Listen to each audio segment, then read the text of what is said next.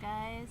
In this video, I'm going to show you a more mobile version of child's pose. In fact, you probably won't even get into the fullest expression of child's pose because the intention behind this version is to warm up and dynamically stretch the latimus dorsi muscles. So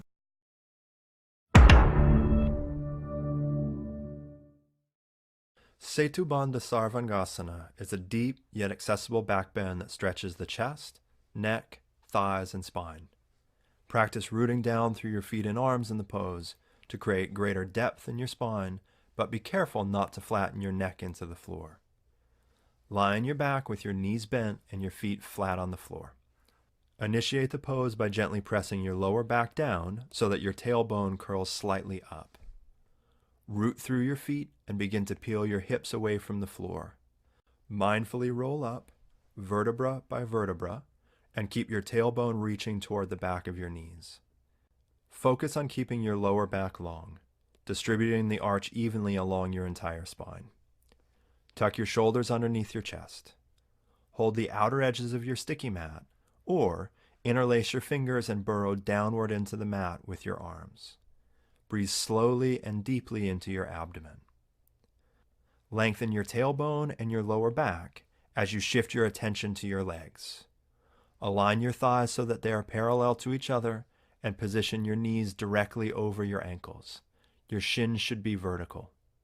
Root down through the base of your big toes and float your pelvis just a touch higher. Expand your chest, heart, and lungs as your breath saturates your front body. Practice deepening your pose without losing the integrity of your alignment or sacrificing the comfort of your lower back and knees.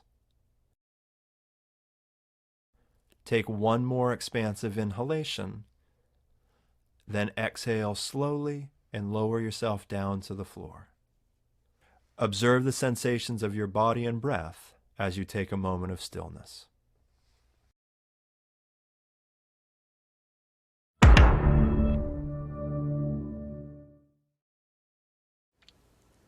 Namaste and welcome to Yoga Vidya practice videos. In this video we'll be demonstrating advanced variations of the single leg seated forward bend. So you want to come to a seated position with your left leg stretched straight out, and you'll bring your right leg on top of the left thigh into a half lotus position. Wrapping your right hand behind your back, holding on to your toes. Inhale your left arm up. And exhale, bend forward from the hips, reaching towards your foot, grabbing a hold of your foot wherever it's comfortable. Take some deep breaths. Try to relax your shoulders, your face, and your neck.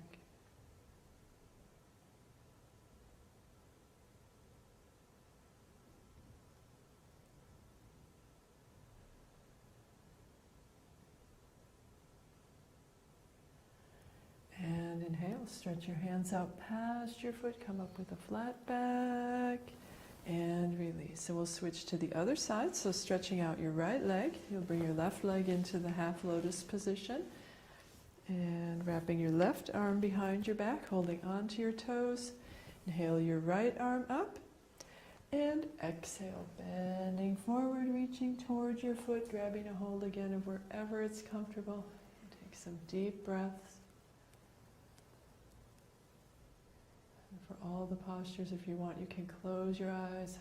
Just feel all the subtle sensations going through your body.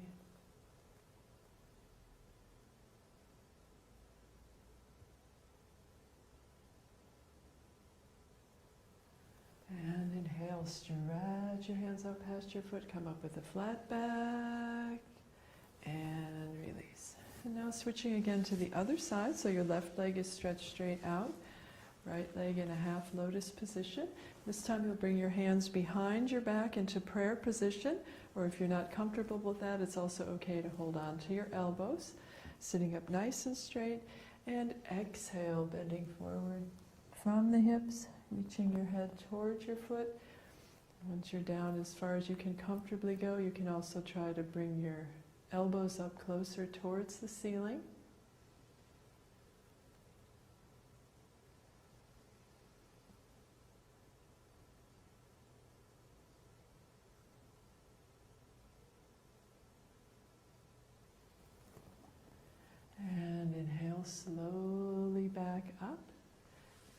releasing your arms, we'll switch to the other side. So now your right leg is stretched straight out, left leg in a half lotus position, with your hands behind your back, either in prayer position or holding on to your elbows. And exhale forward from the hips, reaching towards your foot. Take some deep breaths. Try to feel on every exhale that your upper body is coming down a little bit closer towards the mat or towards your leg.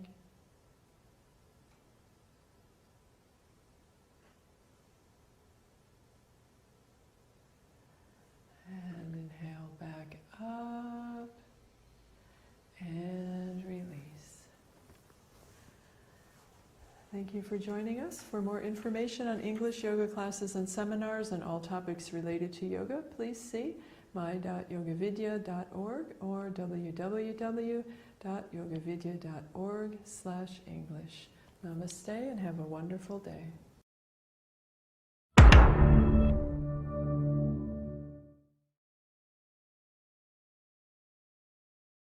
This is Warrior Two pose. So Warrior Two pose, like any of our standing postures, starts with a really grounded, firm base. And from that base, we can be expressive and make these awesome, expansive, strengthening poses. So let's start with detailing the feet. So your front foot is pointed forward and the front knee is aligned right over the ankle, right? Just like in that lunge. Remember, not in front of the ankle because that puts pressure in the knee, but rather the knee just settling right on top of the ankle. To get deeper into this pose, we can turn the back toes in just slightly. That enables you to push through the outer edge of the foot and firm down through the entire foot. So when you have that, you can really expand here. Now, something to keep in mind is that the heel to arch alignment is different for every person, yeah? If you feel good with heel to arch and you feel stable, that's a deeper expression of the posture. If you need a little more stability, then you can heel toe the front foot out so that you're more heel to heel alignment. Now, your front thigh one day will come parallel to the ground, even if that might not be today. And the hips just go naturally where they want to go, kind of off into the diagonal. The ribs draw in, the shoulders pull down, and the arms extend out wide. You can firm through the hands and make this really powerful and pushing, or you can just let the arms float. Entirely up to you. The gaze is just over the front fingers. And that is Warrior Two.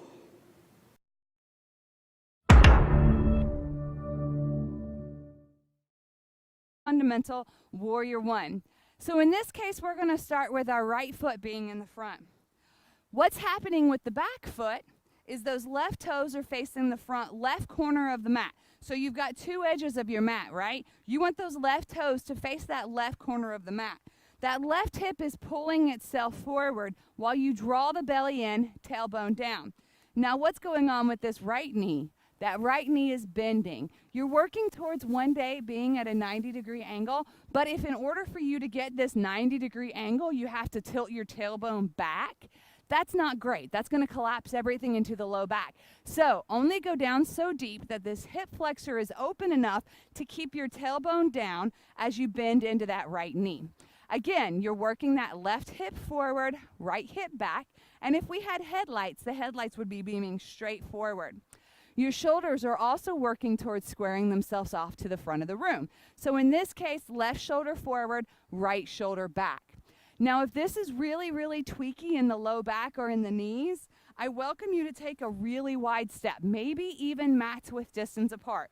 That's totally okay. That's giving your hips a little grace. Like these hip flexors, they tend to be tight, especially if we sit all day. So the wider the step or the shorter the step to give that hip flexor a break, totally okay. Of course, you're going to see it online and you know the famous yoga journals and all of that. You can put your heel to heel alignment, working those hips square and the knee to that 45-degree angle, but that's only if your hip is ready for it, if this left hip flexor is ready for it. Now let's talk about your hands. Your hands can be here at your heart center. That's just a nice and grounding posture, a nice namaskar at your heart.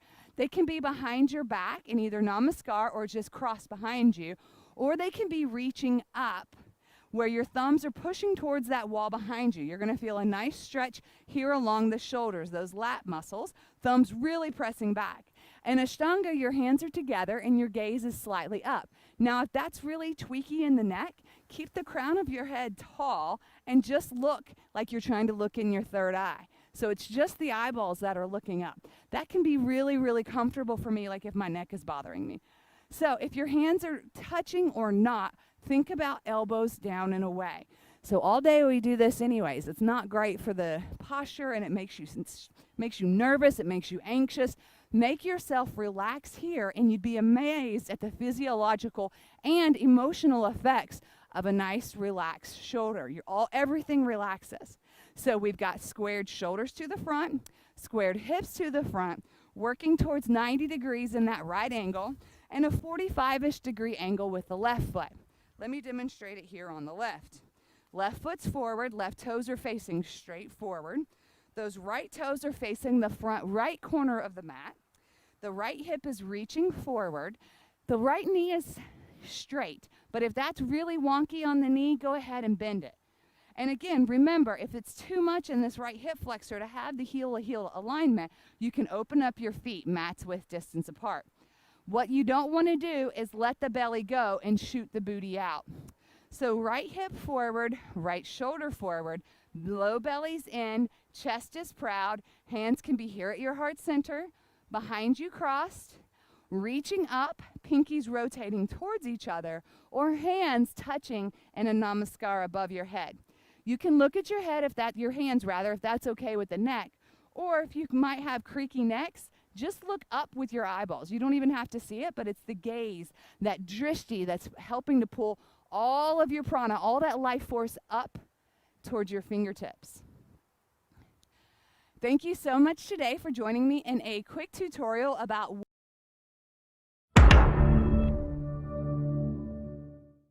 to sound yoga. Consider life as a path. There are places on the path that we pause and reflect. Think of a yoga practice as a path. Think of a particular asana as a path. There are places that we know we should pause on that path and be comfortable to reflect there on that path. Tree, for example. Think of the path going from extreme relaxation to extreme challenge. If we go too far down the path into challenge and we can't keep the standing leg relaxed, we lose our balance. We need to know where on that path to pause between comfort and challenge. In tree pose, if lifting the right heel off the mat causes enough challenge, bringing the palms together, thumbs at the center of the chest, causes enough challenge and enough comfort, we can pause and reflect there and breathe. Perhaps adding challenge as it's appropriate, maybe the foot on the inside of the calf, or the foot on the inside of the thigh, is just enough challenge that we can keep the left standing foot relaxed and maintain balance, bringing the palms together, thumbs at the center of the chest. Maybe adding the challenge of raising the arms overhead, or maybe even looking overhead. Or maybe bringing the right foot on the left hip, keeping the right leg back, the hips open.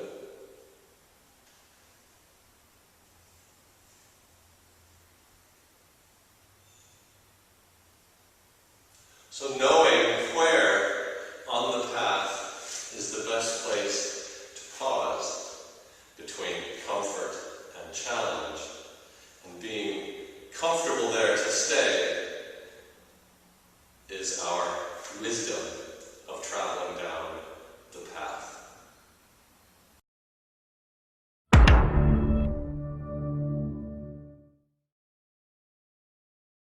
Trikonasana. This asana is called so because while doing this, our body parts, namely the hands, legs, and backbone, form the shape of a triangle. To perform this asana, please stand straight. Spread your legs at a comfortable distance from each other. Slowly raise your arms so that they are in line with both your shoulders. Please ensure that your arms are straight and leveled, not above or below, nor in front or behind each other. Keeping your left foot straight, turn your right foot at an angle of 90 degrees. Take a long, deep breath.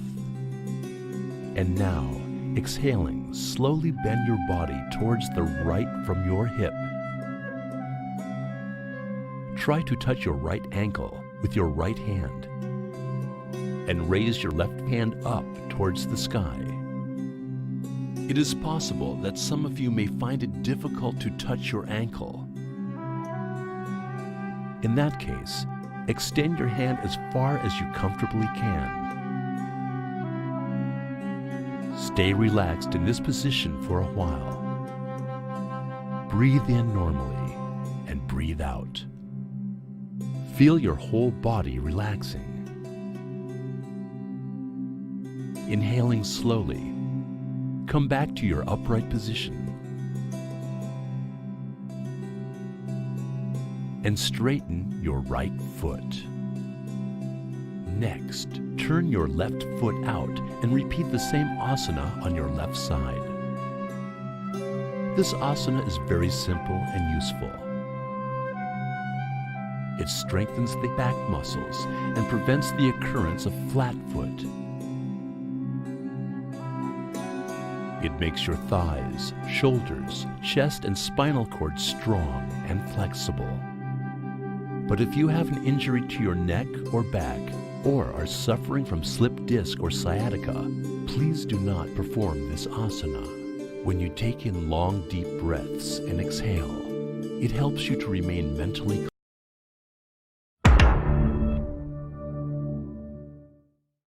This amazing exercise is called a plank, and it is static, but all the weight of the body lays on the hands and toes, while the body is straight as a board. The body cannot move an inch, and this is the way to a flat and sturdy stomach, as well as to the painless back, because the strong abdominal muscles support the spine. This exercise is more powerful than 1,000 sit-ups. Spare 60 seconds a day, and in only 1 month you will have a flat stomach. What is extremely important about this is that if you practice it several times a week for 10 minutes a day, you will have better results than if you did 1,000 sit-ups. Nevertheless, you need to make sure that your body is in the correct starting position and respect these instructions. Start on the floor on your hands and knees. Lower your forearms to the floor with elbows positioned under your shoulders and your hands shoulder width apart. If someone looked at you from the side, your arms would form a 90-degree angle. Step your feet back. Maintain a straight line from heels through the top of your head, looking down at the floor with gaze slightly in front of your face. Now, tighten your abs and hold. Do this exercise 3 times in a row. Once you get used to doing it, extend the time for more than 60 seconds, and you will be shocked with the results.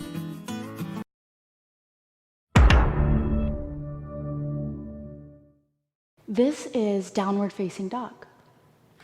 So index fingers come parallel, and you're rooting down through the finger pads. You're feeling the entire palm push down to protect the wrists. Then you tuck your toes, lift your knees up, and allow the hips to go up and back. And just observe this shape, right? It's an inverted V shape. From there, you push through the palms and allow the shoulder blades to wing up towards the pinky fingers. So that's quite different than sinking into the shoulders, right? You're actually allowing the shoulder blades to rise up and the inner shoulder blade to drop down. Cool? That protects your shoulder as you're in this inverted shape. So you're pushing through the hands, allowing the shoulder girdles to wing up. And then from there, the tailbone is kind of interesting. You're lifting it up towards the sky, and you're feeling this length in the low back and this deep opening in the hamstrings. If you're newer to yoga, you'll probably feel the hamstrings kind of pulling you under, and you'll feel like you're more in a U type of shape. If that's you, take a soft bend to your knees and then flare the sit bones up, which is just a pretty way to say stick your butt out. Yeah? And then from there, your knees will stay bent as you're pushing through the hands. That's what your down dog looks like. Over time, you might be able to start to lengthen the legs out and keep the tail high. If you do that and it just pulls you back to that U shape, then keep the knees bent to let the tail flare.